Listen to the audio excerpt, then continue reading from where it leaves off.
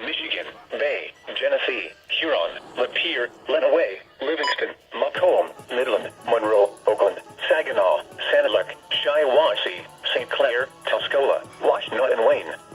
High wind warning in effect until 4 a.m. Wednesday. The National Weather Service in Detroit, Pontiac has issued a high wind warning, which is in effect until 4 a.m. Wednesday. The high wind watch is no longer in effect. Hazardous weather, south to southwest wind gusts are forecast to increase markedly over the next few hours.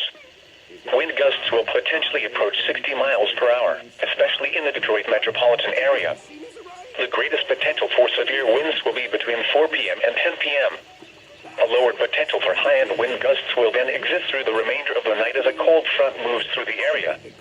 Impacts, trees and large limbs may be down, which may cause down power lines and power outages.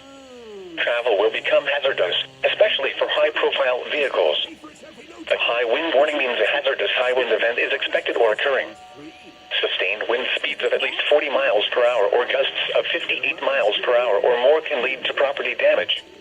Prepare, plan, and stay informed.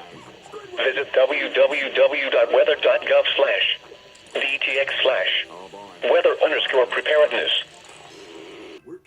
What's up? This is SBC Detroit 5431 here, and I am back with another video. This time, this is a high wind warning for my area.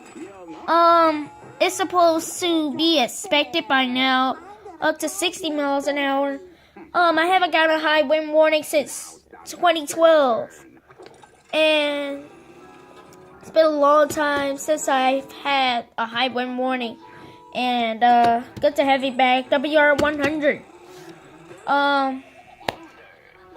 I probably won't have any school tomorrow because one thing, power outages or trees down might block the road, so yeah, I'll hope that.